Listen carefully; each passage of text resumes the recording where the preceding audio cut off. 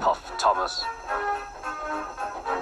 I didn't need that stupid old thing yesterday, and I shan't today. Snow can't stop me. He rushed into a tunnel thinking how clever he was, but there was trouble ahead. Cinders and ashes, said Thomas. I am stuck. And he was. Then Henry looked up and saw Cranky. Cranky was very tall. But Henry didn't see the flagpole. It was on the flatbed in front of him. It rolled onto the track. "Oops, sorry, matey," called Salty. "I didn't expect to see the flagpole down there," puffed Henry. "It's not tall when you lay it down, matey," said Salty. Henry felt very silly. Henry saw Thomas waiting up ahead. "Look, Henry," tooted Thomas, "there are lots of heavy freight cars." "Here comes Gordon," whistled Thomas. "And here comes big, strong Henry," hooted Henry.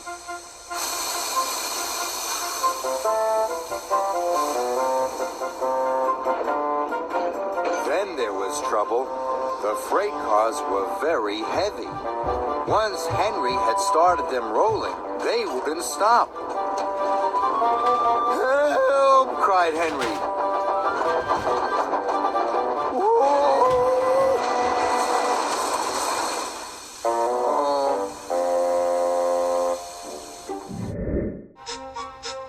Go on, they yelled and bumped Percy's driver and fireman off the footplate.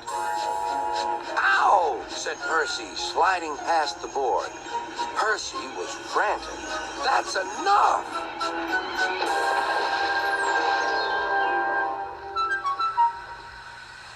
Percy was sunk. He came back to take the loaded cars away. But they were comfortable and didn't want to move. "What right has he to poke his funnel in here? We want Duck or Donald. Or Douglas." "Look sharp," puffed Oliver. "That's not the way to speak," hissed the cars. "We'll get even." Oliver heard nothing. The cars moved smoothly at first, then suddenly Oliver felt them push forward. His driver applied the brakes, but they were useless against the surging cars. On, yelled the cars. Oliver fought hard, but still they forced him on and on.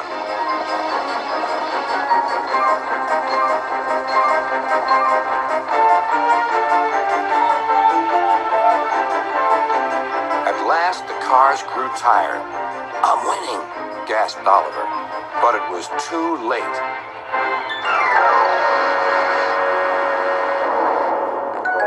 Oliver lay bruised and bemused, bunker down in the turntable well. Danger lay ahead. "Now for our plan," giggled the cars. "Go faster, go faster." They pushed Thomas over the switches. "Slow down," called Thomas's driver and applied the brakes.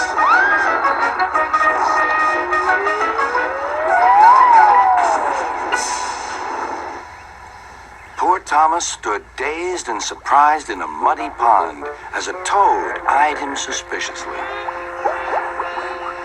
"Bust my buffers," muttered Thomas. "The day started so well, too." Soon Thomas was on his way to pick up the workers at the new station. Difficult bend, he puffed nervously. The difficult bend came nearer and nearer. Thomas was supposed to slow down, but he wanted to get past the bend quickly. So Thomas went faster and faster. The coaches rattled and shook. Soon be over, Thomas said to himself. And soon it was.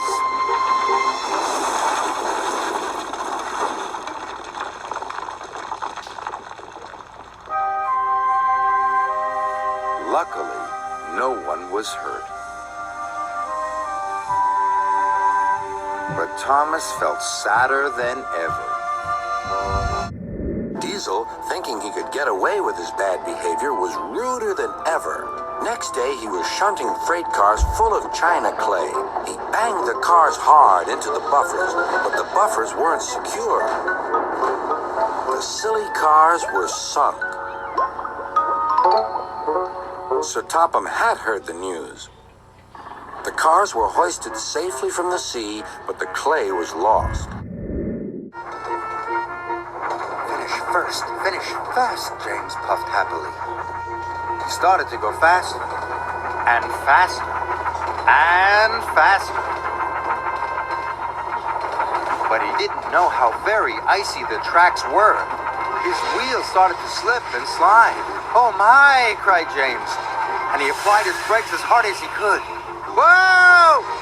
Edward tried to brake as well, but it was too late.